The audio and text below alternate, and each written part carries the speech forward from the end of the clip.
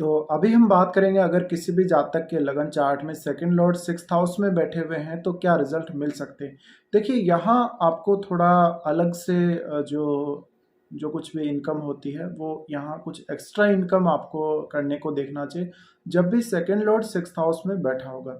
तो मान लीजिए आप एक प्रॉपर जॉब अपना कर रहे हैं और उसके अलावा आप एक्स्ट्रा इनकम कहाँ से कर सकते हैं। जैसे कि मान लीजिए सपोज कीजिए कि आप किसी की लाइफ में वैल्यू ऐड करके एक्स्ट्रा इनकम कर रहे हैं। अब आप वैल्यू किसी भी तरीके से ऐड कर रहे होंगे, भले ही आप तो किसी को अपनी कोई प्रॉपर्टी रेंट पे दे रहे होंगे या अपना कोई अपार्टमेंट आपने रेंट पे दिया होगा, और जो भी व्यक्ति उस रेंट पे जो आपके रहता है वो कोई अपना एक जॉब कर रहा होगा रेगुलर, वो एक जॉब करने वाला व्यक्ति हो सकता है, वो कोई आर्टिस्ट हो सकता है, वो कोई कोई भी व्यक्ति वो हो सकता है जो धनार्जन कर रहा है।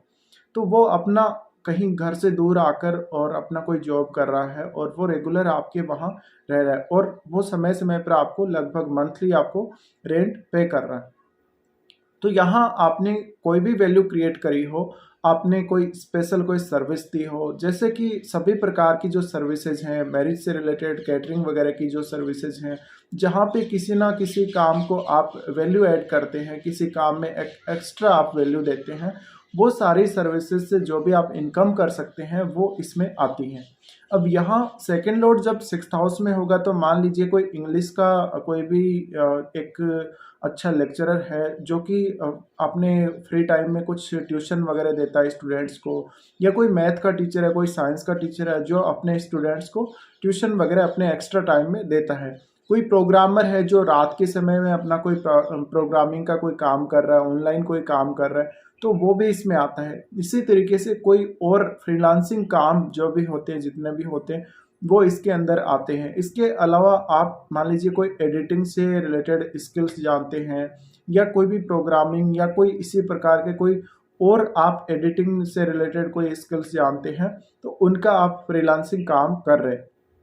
और आपकी कोई भी सेवा ले रहा है वो आपको कुछ पे कर रहा है। और जैसा कि आपने ज़्यादातर देखा होगा कि कुछ लोग अपने जो रेगुलर इनकम उनको अपने जॉब से होती है, उनसे उनकी सारी नीड्स पूरी होती नहीं है, तो वो एक एक्स्ट्रा इनकम का सोर्स देखते हैं। तो यहाँ आपने कोई भी प्रॉपर्टी रेंट पे दी हो, अपना कोई सामान भी रेंट पे दिया हो, या कुछ भी आपने रेंट पे दिया होगा, यानी आपने कोई ऐसा काम ज़रूर किया होगा जिससे किसी के लाइफ में वैल्यू क्रिएट हुई होगी, या किसी को कुछ यूज़ करने को दिया होगा, या भोजन संबंधी जो भी व्यवस्थाएं आपने किसी के लिए की हैं, खान पान की, भोजन संबंधी, या कोई और भी आपने ऐसी व्यवस्था, कोई ऐसी सेवा, कोई ऐसी सर्विस आपने दी है जहाँ पे आपने एक एक्स्ट्रा इनकम जनरेट करी है। इसके अलावा आप मान लीजिए कोई एक जॉब कर रहे हैं और साथ साथ में आप अपना कोई बिजनेस भी कर रहे हैं, और मान लीजिए आप अपने फ्री टाइम में कुछ कंसल्टेशन से संबंधित काम कर रहे हैं, वो भी आपका एक इसी प्रकार का सर्विस है।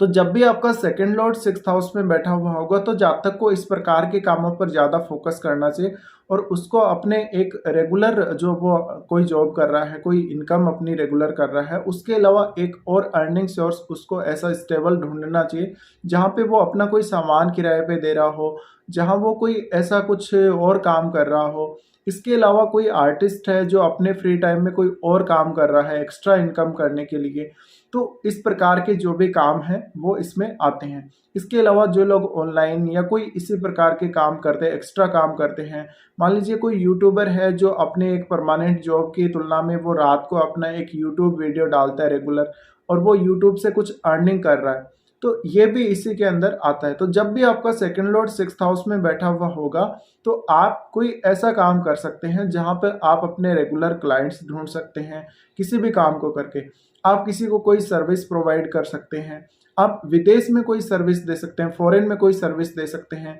वो सर्विस किसी भी प्रकार की हो सकती है। अब मान लीजिए जो भी ऑनलाइन शॉपिंग वाली कंपनी है उनको कई कई बार अपने यहाँ पे मान लीजिए आपने कुछ जगह रेंट पे दी हुई होती है, और वहाँ पे वो आपके कुछ पार्सल्स वगैरह भेजती हैं,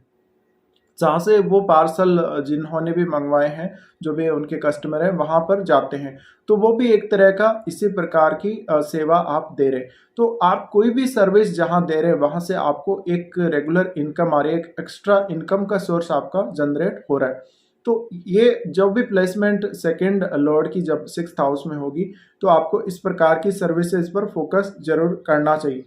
अब यहाँ आप मान लीजिए कि कोई भी ऐसा ग्रह है जो काफ़ी ज़्यादा मेलेफिक है, तो मेलेफिक होने पर आप ज़्यादा इनकम करेंगे। अगर प्लैनेट काफ़ी ज़्यादा शुभ है और काफ़ी पॉजिटिव ग्रह है, गुरु जैसा, शुक्र जैसा, तो आपके खर्चे ही ज़्यादा होंगे, फिर आप बहुत ज़्यादा इनकम नहीं कर पाएँगे। या फिर आप अपने कोई एक्स्ट्रा काम को करने के लिए, कोई और किसी को कोई सर्विस देने के लिए, कोई वैल्यू देने के लिए आप कहीं न कहीं लोन वगैरह ले लेंगे, कुछ खर्चे ज़्यादा कर देंगे, जिससे आपकी जो इनकम होगी वो कम हो जाएगी। लेकिन अगर आपका सेकंड लॉर्ड यहाँ पे 6th हाउस में बैठता है और वो एक मेलेफिक प्लैनेट है,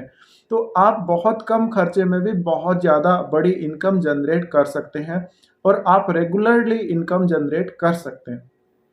तो कुछ लोगों को आपने देखा होगा, वो अपने रेगुलर जॉब के अलावा कुछ एक्स्ट्रा टाइम निकालते हैं और उस समय वो अपना कोई और एक्स्ट्रा काम करते हैं, जिसका उस व्यक्ति से कोई संबंध ना हो, वो कोई भी काम हो सकता है। तो यहाँ पे आप मान लीजिए कहीं और नाइट शिफ्ट में कहीं जॉब करने जाते हैं, दिन में आप कहीं और कोई जॉब करते हैं, तो इस प्रकार के जो भी काम हैं वो इसके अंडर में आएँगे। और आप कोई भी काम से संबंधित अगर कंसल्टेशन लोगों को देते हैं, तो वो भी इसके अंडर में आएगा। आप कोई भी चीज़ रेंट पे देते हैं, भले ही आप अपना कोई रूम रेंट पे दे रहे हैं, भले ही आप अपनी कोई प्रॉपर्टी रेंट पे दे रहे हैं, कुछ भी आप रेंट पे दे रहे हैं और रेगुलर वहाँ से एक इनकम जनरेट कर रहे हैं। तो जब भी आपका सेकंड लॉर्ड 6th हाउस में बैठा हुआ होगा, आपको इस प्रकार से एक रेगुलर इनकम हमेशा जीवन में होती रहेगी। तो कुछ इस प्रकार के ही रिज़ल्ट मिलते हैं ज़्यादातर केस में, जब सेकंड लॉर्ड 6th हाउस में बैठा हुआ होता है।